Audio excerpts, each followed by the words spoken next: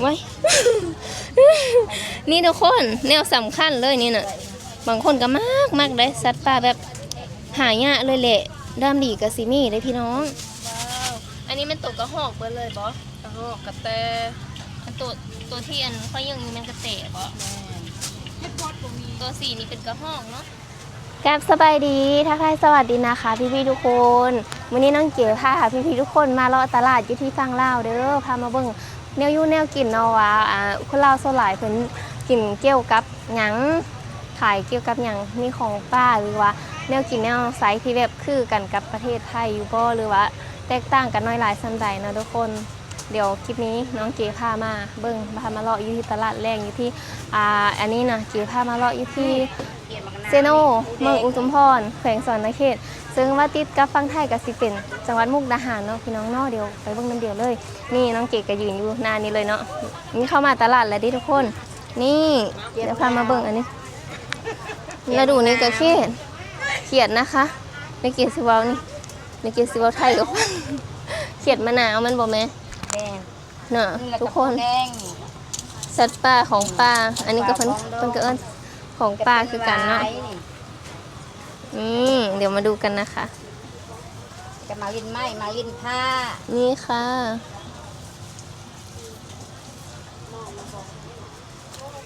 นี่เด้อค่ะพี่น้องนี่อันนี้คือเขียดมะนาวเนาะฤดูนี้เพิ่นกำลังแบบออนไลน์หลายเนาะแม่เนาะอันนี้ไข่บ่ไข่แซ่บผู้เฒ่ามาก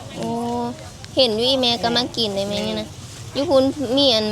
เพื่อที่มากินบ่เนาะพี่น้องอันนี้โลเท่าไหร่แม่300,000โล300,000โล500 บาทโลละ300,000กีบเนาะ500 บาทไทยเนาะพี่น้องเนาะแต่แม่ค้าเนี่ยซื้อนั่นเลยเนาะแม่ซื้อนั่นเลยแม่ไม้เป็นคนเซโนมาอุทุมพรแขวงสวรรณเขตผู้เลิกไกลไปไกลมากคันเยอะกินอันนี้ก็สามารถแวะมาอุดหนุนได้มันบ่ตลาดเซโนเด้อตลาดแรงเซโ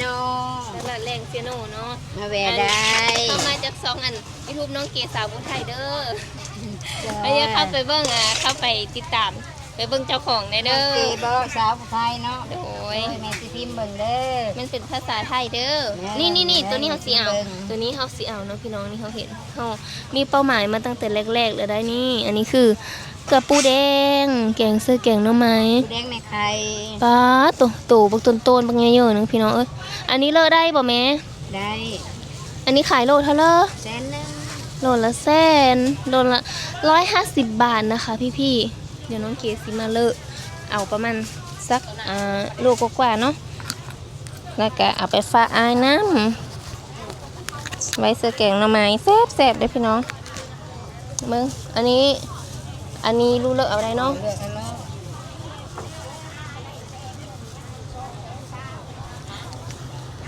โลละ100,000กีบเนาะพี่น้องยุกไปแล้วนุกกันนั่งกันนั่งเลยบ่มานั่งเด้อนี่มีแต่โตตึงๆบักคักเลยนี่ทุกคนผู้เลอหูเนี่ยคันมันเป็นตัวแม่เนาะถ้ามันเป็นตัวแม่นะมันสีมีอ่องแบบนี้อ่องใหญ่ๆสิเห็นไหมคะอ่องใหญ่ๆบอกว่าอันนี้ฝั่งไทยเพิ่นเอิ้นเขาเรียกว่าอะไรกันนะคะอันนี้ตัวผู้นะคะมันจะมีแบบเล็กๆที่นี่แล้วก็ตัวจะเล็กกว่าตัวเมียนะคะเก๋ก็จะเลือกเอาตัวเมียเพราะว่ามันอร่อยแล้วก็บางตัวมันก็จะมีไข่อยู่นะคะเนาะแม่เนาะข้างในไข่ในข้างในท้องมันนี่เดี๋ยวไข่อันนี้มันยังบ่มีบ่ไข่มันมีแล้วมันบ่แซ่บนะเขากินเสอะแต่ว่าตามคนมักเนาะแต่มันไข่ข้างในแล้วมันแซ่บเราสิเอาตัวตึงๆง่ายๆพี่น้องโลละ100,000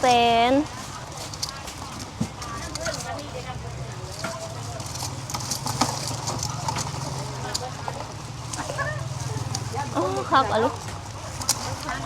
อยู่ฟังไทยเพิ่นก็อันนั้นบ่อยู่ฟังไทยเพิ่นก็อันขายโลซ้ำเดียวบ่พี่น้องมีหลายคือกันบ่เนาะคอมเมนต์บอกหน่อยเด้อคอมเมนต์บอกใต้คลิปหน่อยนะคะ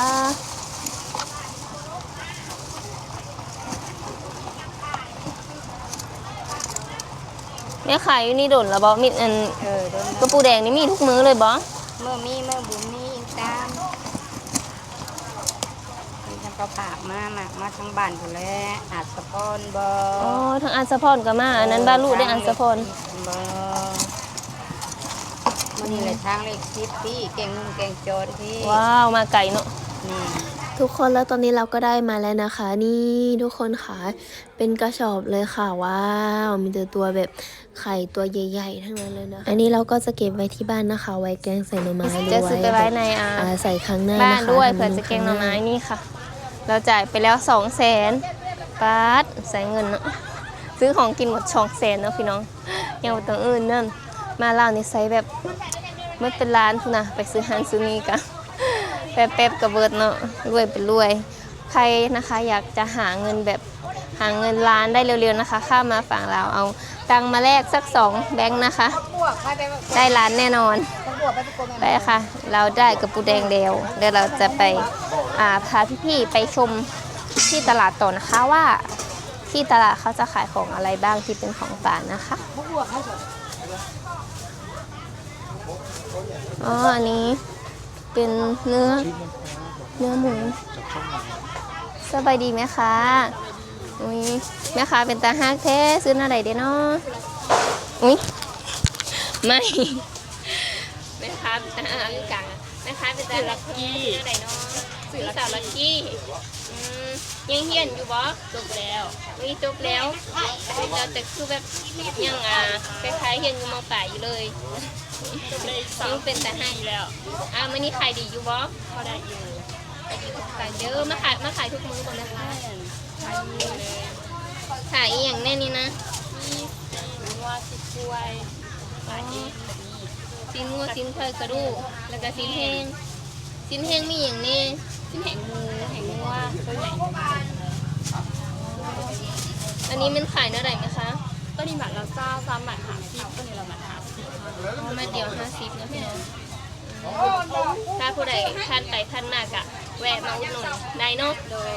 ยืดใส่ค่ะยืดใส่ค่ะอยู่ตลาดแรงเป็นตลาดเศร้าราคาอยู่ตลาดใหญ่เศร้าตลาดแรงขายพี่ผู้ใดพันมาก็อย่าลืมมาแวะอุดหนุนน้องได้เด้อมาจากสำนักเกษาวุฒิไทยเด้อต้องเอฟเตบ๊ายบายด้วยไหมคะใครดีๆมันมาเด้อไปนี่เจอแม่ค้านะฮักนะพี่น้องอันนี้มีแต่หนังควายนะคะปะเดี๋ยวน้องเก๋พาไปชมต่อนะคะอันนี้ก็จะเป็นเนื้อเหมือนกันแล้วก็ชิ้นแห้งว้าวทุกคนคะน้องเก๋เห็นอะไรนี่จะพาพี่ๆมาดูนะคะอันนี้จะเป็นสัตว์ป่าอันนี้มันกระหอกบ่เอ้ยแม่ค้ามาขายคู่มือบ่แม่ค้าซื้ออะไรเนาะซื้อไหมมาขายทุกมื้อนะทุกคนอันนี้นี่ของป้านี่มีทุกมื้อเลยบ่มีทุกมื้ออ๋อไปเองหรือว่าแบบซื้อต่อบ่เอ้ยซื้อต่อนะคะมาขายว้าวอันนี้มันตัวกระหอกเบิดเลยบ่กระหอกกระแตอันตัวที่อันเขายังมีมันกระเตะบ่ตัวสีนี่เป็นกระหอกเนาะไข่ตัวแนวใดนะตัว50ตัว80 50กับ80เนาะผู้ใดมากินนะบ่มาอุดหนุนแม่ค้าเนี่ยเด้อแม่ค้าเด้อทุกคนแม่ค้าขายเครื่องอยู่ที่ตลาดเซโนตลาดแรงเซโนตลาดแรงเนาะพี่น้องเนาะของกินก็หลายของเครื่องปลาของดงจิโร่ว่าจิโร่นี่จิโร่มีทางตัวไส้แม่นบ่แล้วก็ตัวที่แบบยังตัวเป็นๆอยู่เลยเนาะพี่น้องแล้วก็มีนั่งต้อน้ำเด้กบพร้อมพี่น้องแนวกินพื้นบ้านเนาะโซนหลายอันไว้ นี่ทุกคนแนวสำคัญเลยนี่น่ะบางคนก็มากได้สัตว์ป่าแบบหายากเลยแหละด้ามดีกะสิมีได้พี่น้องตัวแรกเนาะพี่น้องเนาะบ้านเฮาเพิ่นกะสิคันหามาได้จากป่าน่ะเพิ่นกะสิมาขายอยู่ตลาดแบบนี้เลยแต่ว่าไปบางบ่อนก็อาจสิบ่มีเลยก็มีแต่ด้ามดีก็สิเห็นนะเนาะพี่น้องเนาะเพราะว่ามันก็เป็นหายากอยู่หั่นนะบางคนเพิ่นก็มากแต่ว่าบางคนเพิ่นก็บ่มากกินอาหารแบบพื้นบ้านเฮาเนาะพี่น้องเนาะชาวเราส่วนหลายสิประมาณนี้แถว บ้านน้องเก๋นะแต่ว่าท้องถิ่นอื่นก็อาจจะคล้ายๆกันหรือว่ามีความแตกต่างกันบ่น้อยก็หลายท่านผู้เลอได้ผ่านมากก็มาแวะซื้อซอยได้เนาะเนาะที่ตลาดแรงเซโน แดงเซโน เมืองอุทุมพรเนาะ แสงสวรรค์เขต ตลาด มา นัก โล เก็ ด ตมาเด้อมาสอนมาขายมาเด้อทุกคนขอบใจหลายๆเด้อมาจากซ่องน้องเก๋สาวผู้ไทยเด้อท่านว่าอันอยากเข้าไปเบิ่งกดเข้าไปได้เด้อสองน้องเก๋สาวผู้ไทยเป็นภาษาไทย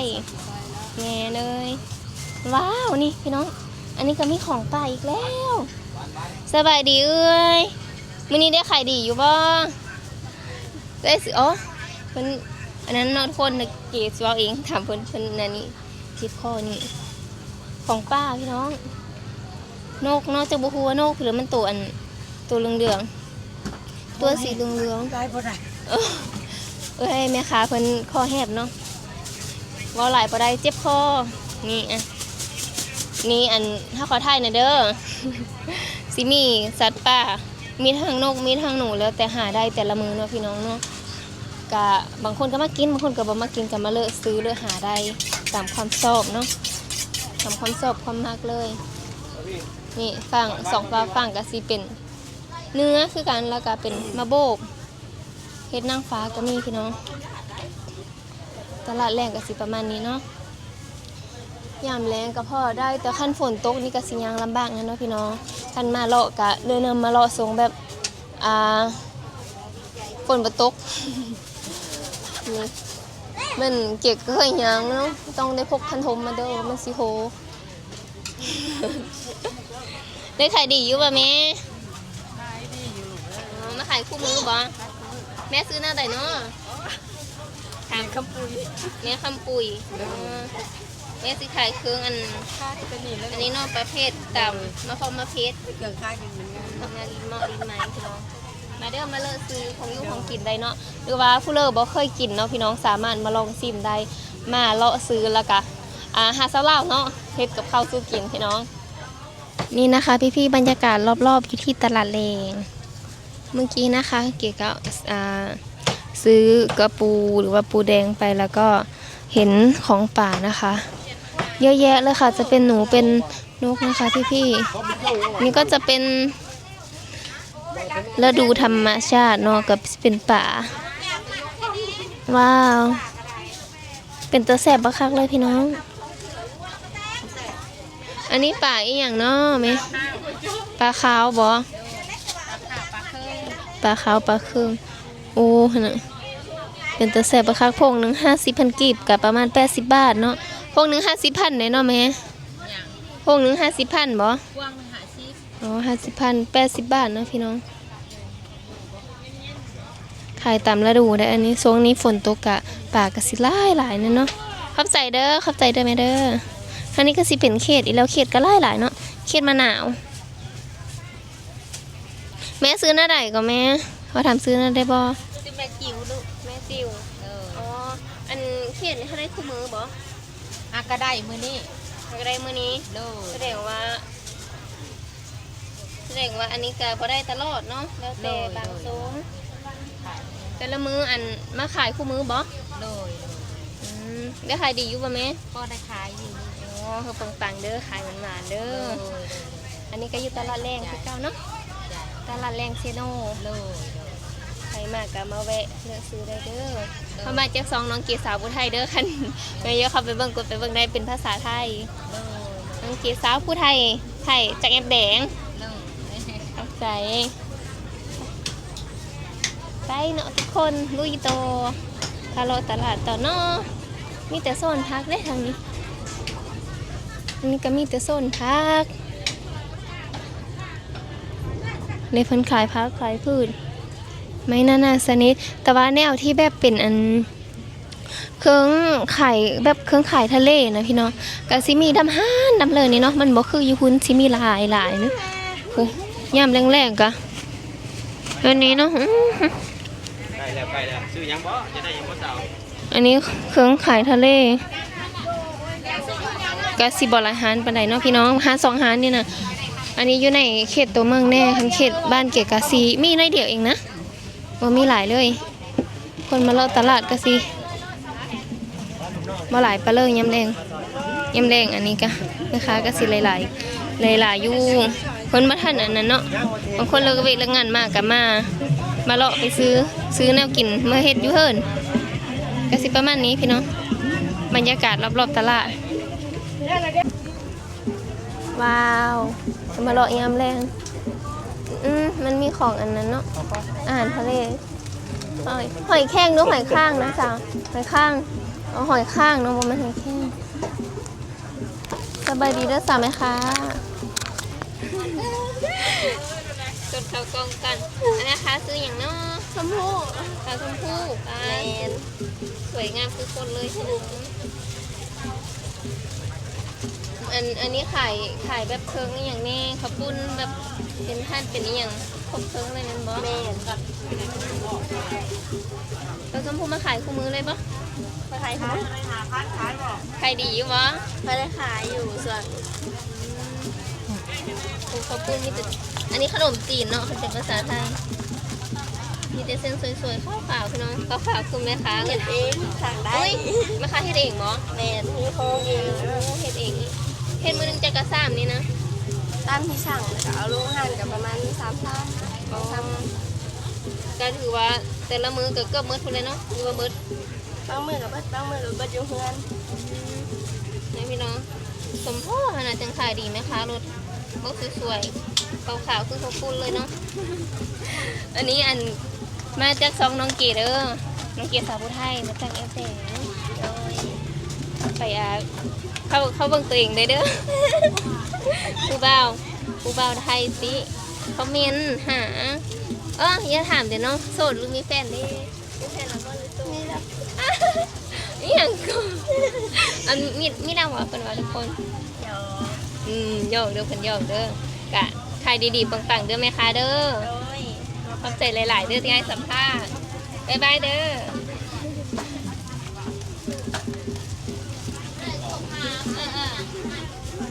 มีโซนทางนี้กับพักคือเก่าเนาะกะสิเมิดทำนี้พี่น้องรอตลาดกะโซลายเพิ่นกะสิเป็นข้าวคลองนะเป็นพักเป็นมี่ข้าวโพดข้าวปุ้นแล้วก็เป็นสัตว์ป่าที่เกียรติไทยให้เบิ่งสังเกตกับภาพชมบรรยากาศสำนี้น้องพี่น้องเนาะคันผู้เริ่มมากกะอย่าลืมเด้อฝากกดไลค์กดแชร์กดติดตามเพื่อเป็นกำลังใจให้น้องขี่ให้คลิปต่อๆไปได้เนาะแล้วก็คันผู้เริ่มมากก็อย่าลืมกดเบิ่งโฆษณาขึ้นเด้อสนับสนุนน้องกีได้โดยการไม่กดข้ามโฆษณานะคะสำหรับคลิปนี้ก็ขอกล่าวสบายดีแล้วเจอกันใหม่คลิปหน้านะพี่น้องบ๊ายบาย